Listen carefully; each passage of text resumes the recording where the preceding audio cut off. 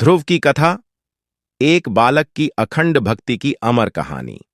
ध्रुव मतलब वह ध्रुव तारा जिसे हम आज भी रात को आसमान में जगमगाते हुए देखते हैं। यह कथा प्रारंभ होती है राजा उत्तानपाद से, जो एक शक्तिशाली और न्यायप्रिय राजा थे। राजा उत्तानपाद के पिता थे स्वयंभू मनु, जो स्वयं भगवान ब्रह्मा के पुत्र माने जाते हैं। स्वयंभू मनु के दादा यानी ध्रुव के परदादा स्वयं भगवान ब्रह्मा थे। इस तरह ध्रुव का वंश ईश्वर के सबसे प्राचीन और पवित्र वंश से जुड़ा हुआ था। राजा उत्तानपाद की दो पत्नियां थीं, सुरुचि और सुनीति। सुरुचि से उनका छोटा पुत्र उत्तम था, जबकि सुनीति ध्रुव की माता थीं। सुरुचि अपने पुत्र उत्तम को राजा बनाने का सपना देखती थी और इस कारण सुनीति और ध्रुव को अक्सर तिरस्कार सहना पड़ता था। एक दिन सुरुचि के कठोर शब्दों ने ध्रुव के जीवन को हमेशा के लिए बदल दिया और तब शुरू हुई उनकी भक्ति की वह यात्रा जिसने उन्हें भगवान विष्णु के चरणों तक पहुंचा दिया। तो चलिए जानते हैं इस अमर कथा को। एक दिन राजा उत्तानपाद छोटी रानी सुरुचि के पुत्र उत्तम को अपनी जांघ पर बिठाकर प्यार जता रहे थे। तभी वहां पर ध्रुव आ पहुंचा। उसके मन में भी अपने पिता की जांघ पर बैठने की इच्छा थी। वह बड्ढी लालसा से अपने पिता की आंखों में देखता रहा। उस वक्त सुरुचि वहीं पर थी। राजा सुरुचि से डरकर ध्रुव को देखकर भी अनदेखा सा कर गए। ध्रुव ने सोचा था कि उसके पिता उसको भी अपने छोटे भाई के जैसे अपनी जांघ पर बिठाएंगे, पर ऐसा न होते देख उसे रोना आया। उसके गालों पर आंसू मोती जैसे चमक उठे। ध्रुव की हालत देख सुरुचि खिलखिलाकर हंस पड़ी और बोली, अरे बदकिस्मत के बच्चे, चाहे तुम जिंदगी भर तपस्या क्यों न करो, मेरे पुत्र के समान तुम्हें अपने पिता की जांघ पर बैठने का भाग्य प्राप्त न होगा। मेरे पेट में पैदा होगे तभी तुम्हें यह सौभाग्य प्राप्त होगा। हां, तुम तो जब देखो नारायण का संकीर्तन किया करते हो। अब तपस्या करके उसी नारायण से पूछ कर देखो, कहीं वे तुमको ऐसा सौभाग्य प्रदान कर सकते हैं या नहीं। शियों, सुनीति ने ध्रुव का मजाक उड़ाया। बालक ध्रुव का मन कचोट उठा। उसका दुख उमद्ध पद्धा, उसका क्रोध खौल उठा।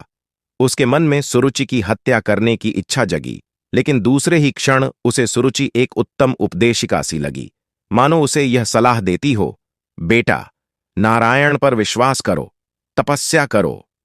तब ध्रुव को लगा कि उत्तम कुमार ऐसे महान उपदेश पाने का सौभाग्य न रखने वाला एक आभागा है। राजा उत्तानपाद उसे अंधेरे रूपी जाल में फंसकर छटपटाने वाले हिरण जैसे लगे। इसके बाद ध्रुव ने सुरुचि को इस प्रकार प्रणाम किया जैसे गुरु का उपदेश पाने के बाद शिष्य गुरु को प्रणाम करता है। तब वहां से चल पड़ी दिया।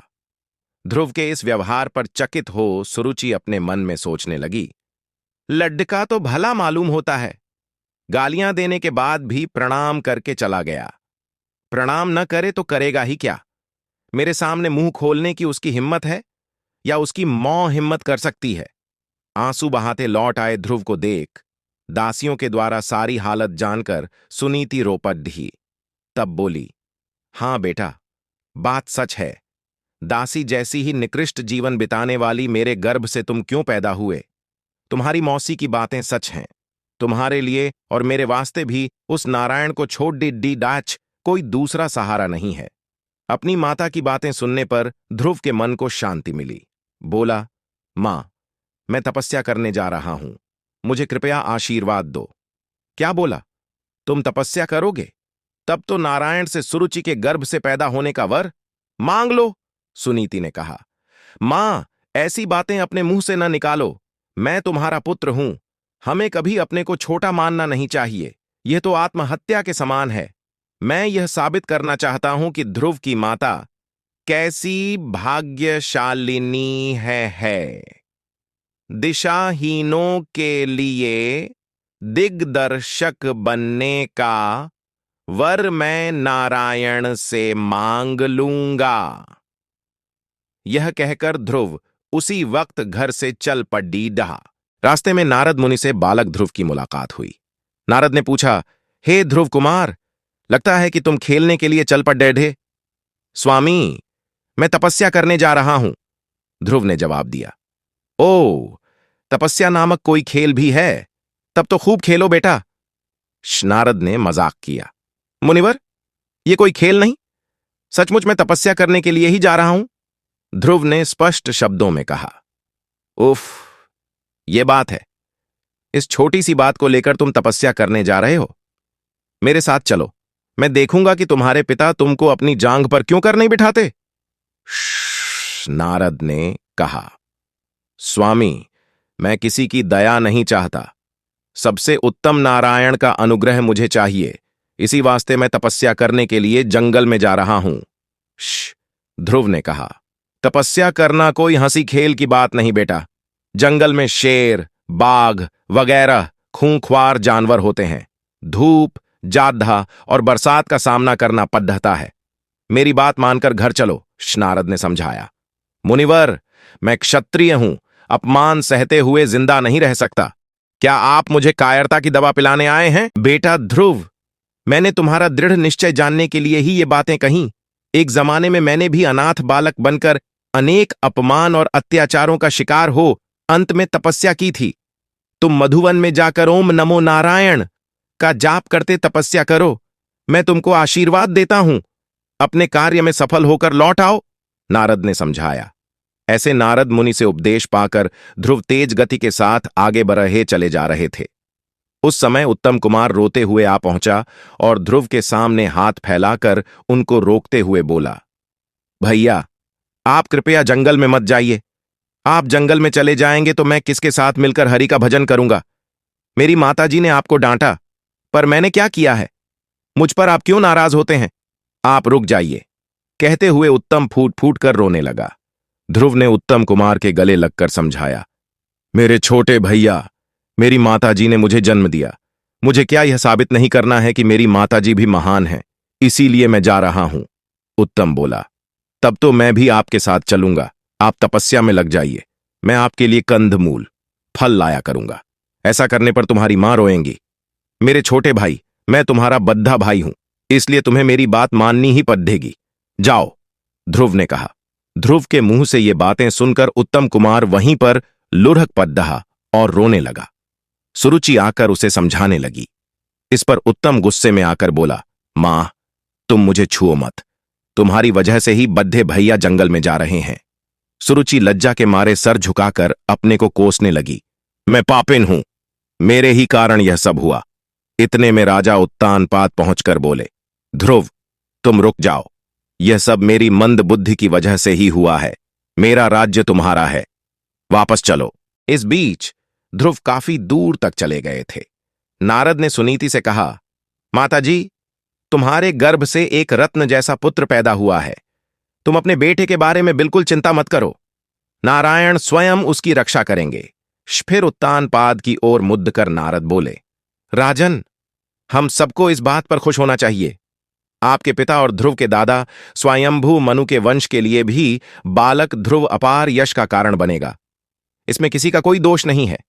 यह श्रीमन्नारायण का संकल्प है। यों समझाकर नारद मुनि ने सबको शांत किया। मधुवन में बैठकर ध्रुव ओम नमो नारायण का मंत्र जापते तपस्या कर रहे थे। यमुना नदी उस मंत्र में श्रुति मिला रही थी। ध्रुव की तपस्या से तीनों लोग कांपने लगे। कोई यदि कहीं भी तपस्या करता हो तो इंद्र यह सोचकर डरते हैं कि कहीं वह तप करके उनके पद की कामना न कर बैठे। इस डर से उनके तप में विघ्न डालने के लिए वे भयंकर इंद्रजाल रचा करते हैं। इसी प्रकार इंद्र ने अपने वज्रायुद्ध को हिलाकर आंधी तूफान और बिजली गिराकर भयंकर उत्पात मचाए, पर ध्रुव थोड़ा भी विचलित न हुए।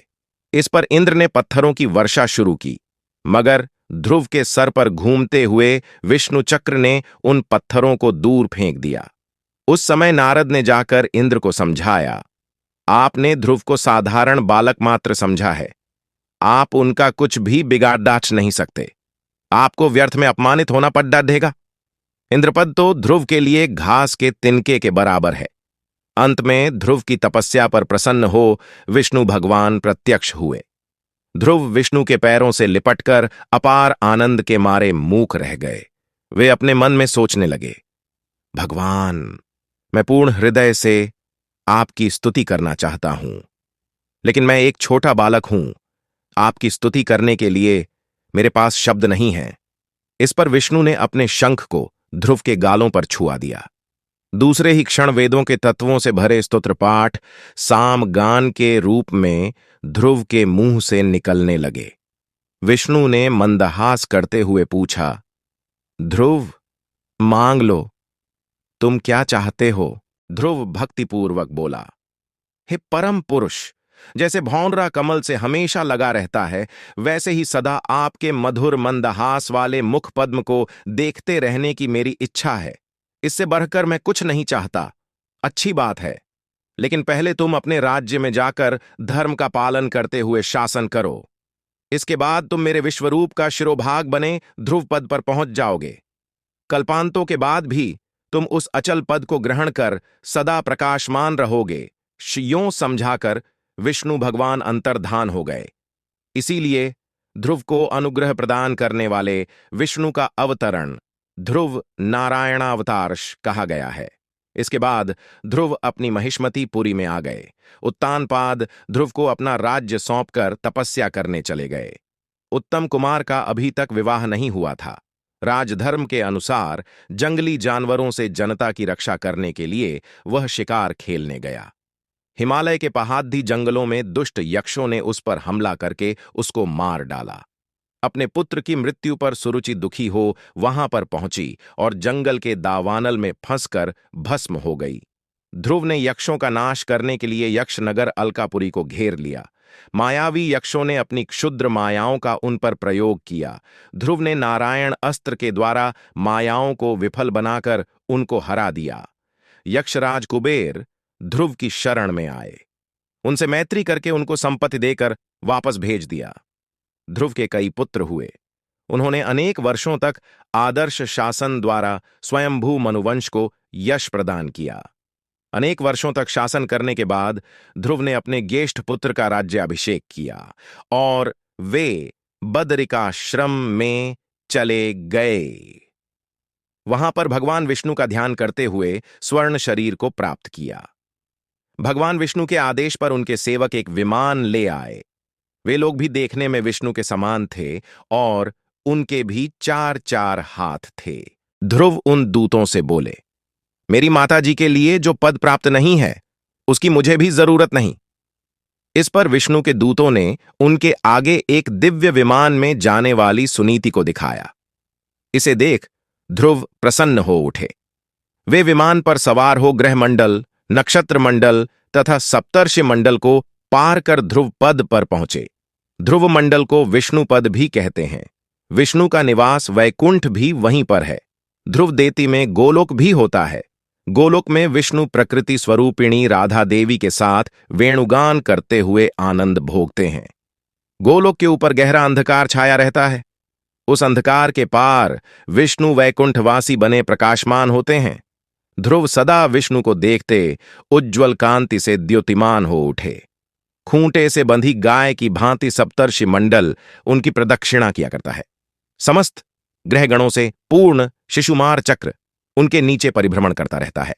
गोलोक के नीचे ब्रह्मा का निवास, सत्यलोक, तपलोक, जनलोक, महलोक, स्वलोक, भुवलोक, भूलोक नामक 7 ऊर्ध्वलोक तथा भूलोक के नीचे अधोलोक कहलाने वाले अतल, वितल, सुतल, रसातल, तलातल, महातल और पाताल लोक, ये 7 मिलाकर 14 लोकों के ऊपर विश्व के शिवराग्र पर ध्रुव समस्त दिशाओं के लिए दिशा सूचक बनकर अचल पद नक्षत्र के रूप में प्रकाशमान रहते हैं। लगन हो तो छोटे बड्ढे सभी कार्य साधे जा सकते हैं। इसका प्रमाण 5 साल की उम्र में ही तप करने जाने वाला ध्रुव है। ध्रुव की कहानी समाप्त होती है। तो दोस्तों, यही थी ध्रुव की अद्भुत कथा, जो हमें सिखाती है कि सच्ची श्रद्धा और समर्पण से असंभव भी संभव हो सकता है। अगर आपको यह कहानी पसंद आई हो तो लाइक करें, शेयर करें और हमारे चैनल वर्सेटाइल विजन्स को सब्सक्राइब करना न भूलें। मिलते हैं अगली कहानी के साथ। तब तक याद रखें, आस्था वो शक्ति है जो असंभव को भी संभव बना देती है। धन्यवाद।